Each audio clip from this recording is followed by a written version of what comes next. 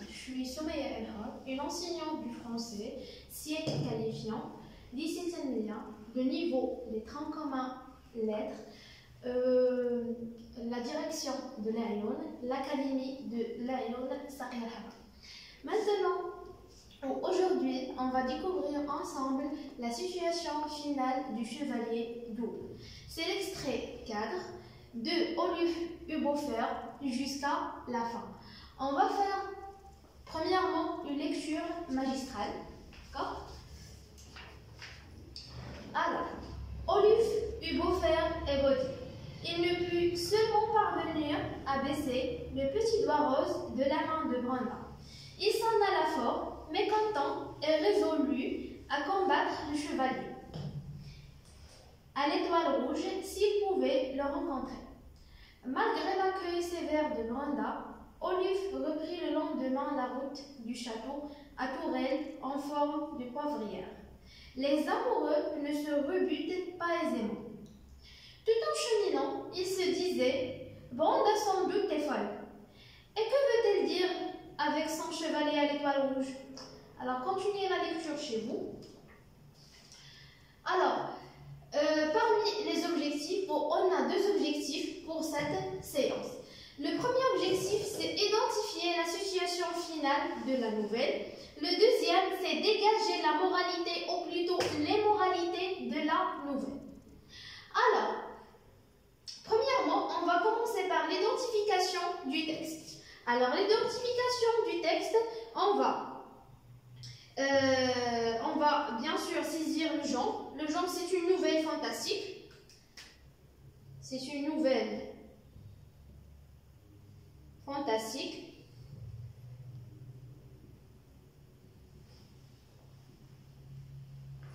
De Théophile Gautier.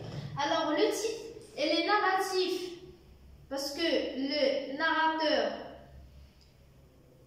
sert à relater, à raconter précisément les aventures des personnages, et descriptif bien sûr, parce que l'auteur sert à décrire les personnages, c'est-à-dire le portrait physique vestimentaire des personnages, et aussi le portrait physique, soit les personnages principaux, soit les personnages secondaires. Alors, le type du texte, elle est narratif et descriptif à la fois.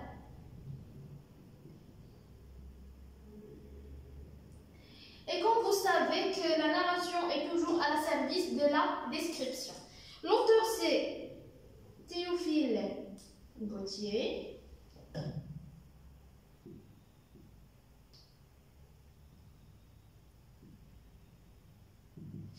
Les personnages, on a 4 personnages principaux. On a Olive, c'est le personnage principal, c'est le héros. On a les 2 chiens.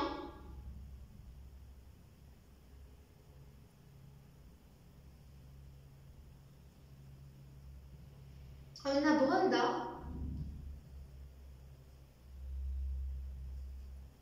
Et encore, le chevalier à l'étoile rouge. Chevalier à l'étoile rouge. C'est le double maléfique d'Olive. Alors, dans l'identification du texte, on a le genre, c'est une nouvelle fantastique, le type narratif descriptif à la fois. L'auteur, c'est Théophile Gautier. C'est un romancier, c'est un poète, c'est un critique de l'art français. Et dernièrement, on a les personnages. On a Olive, c'est un personnage principal. Les 2 chiens, on a Murg et Fenris. On a aussi Brenda, c'est l'amoureuse d'Olive. Et à la fin, on a le chevalier à l'étoile rouge, c'est le double maléfique d'Olive. Alors, la situation de passage, où se situe ce passage? Où se situe ce passage?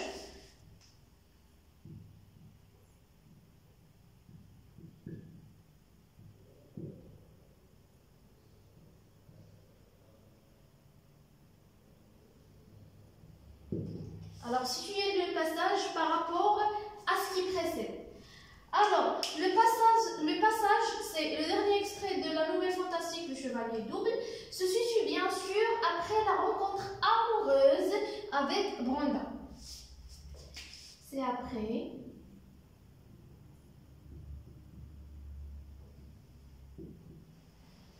la rencontre amoureuse avec Brenda.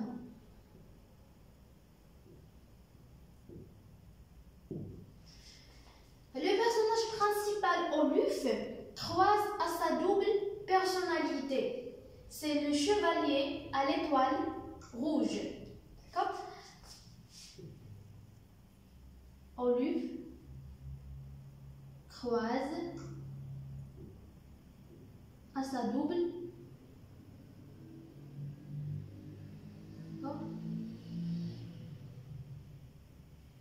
personnalité.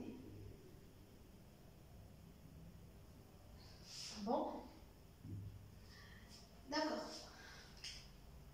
Alors, où se situe le passage? Ou la question fondamentale, situer le passage par rapport à ce qui précède.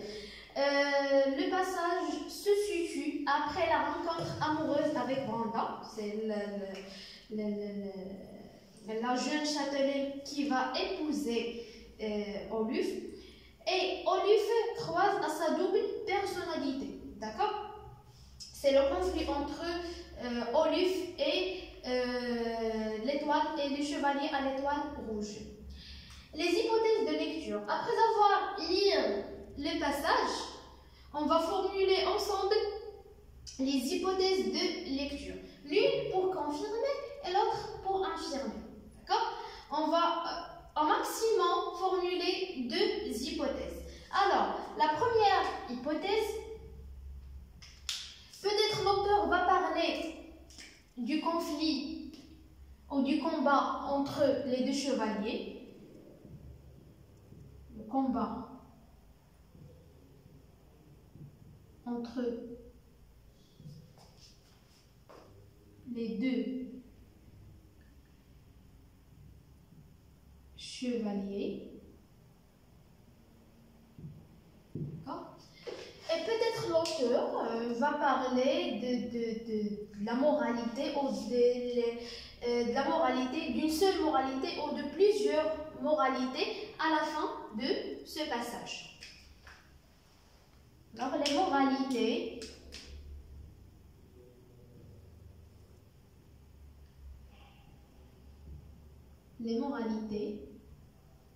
de la nouvelle.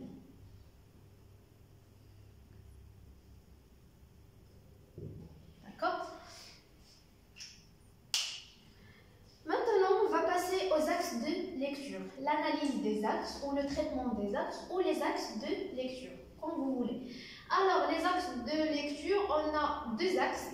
Le premier axe, c'est concernant le combat entre les 2 chevaliers ou le conflit entre les 2 chevaliers. Le deuxième axe, c'est concernant les moralités.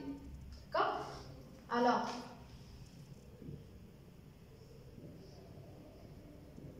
le premier axe,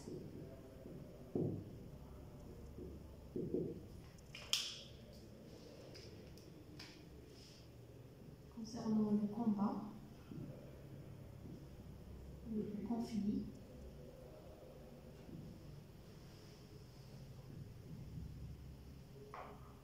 entre les 2 chevaliers.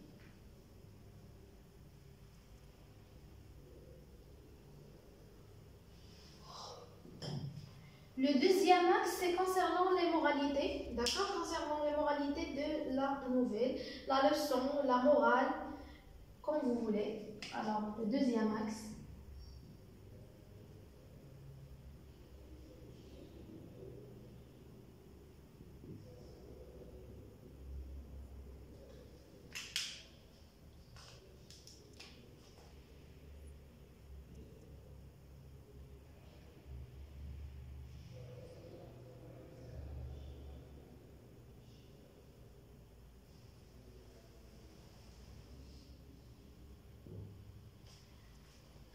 D'accord. Concernant le combat ou le conflit entre les 2 chevaliers, on trouve que le personnage principal, Oluf, a rencontré vers son chemin de retour un chevalier. Ce chevalier n'a pas voulu, bien sûr, céder le chemin à Oluf. D'accord? C'est un conflit qui est sanglant entre le chevalier et Oluf. Un conflit sanglant, féroce, très dur. D'accord? Oluf, motivé par son amour, d'accord, pour combattre sa double personnalité, Branda était heureuse, était très contente de sa victoire. Ça pour le combat. Pour les moralités de la nouvelle, alors le bien emporte toujours sur le mal, d'accord. On peut dire que chacun de nous, au fond de chacun de nous, on trouve toujours le mal. Il faut bien sûr lutter contre le mal, il faut combattre le mal pour vivre dans le bonheur. C'est ça, ce sont les moralités de la nouvelle. Il y a autre moralité, on peut bien sûr dire que l'auteur a cité l'importance et la valeur de l'amour dans la vie de chacun de nous. Dans la vie de chacun de nous. L'amour et le courage poussent chacun de nous de réaliser, pour réaliser nos rêves et atteindre nos objectifs et établir, ou plutôt créer un bon climat de vie. Et tout ça pour bien sûr lutter contre le mal et vivre dans le bonheur. Alors, pour la synthèse de lecture, c'est-à-dire la récapitulation ou la synthèse de lecture, on peut dire que dans l'excipit, d'accord? Alors, dans l'excipit, l'auteur décrit le conflit fatal entre Oluf et le chevalier à l'étoile rouge.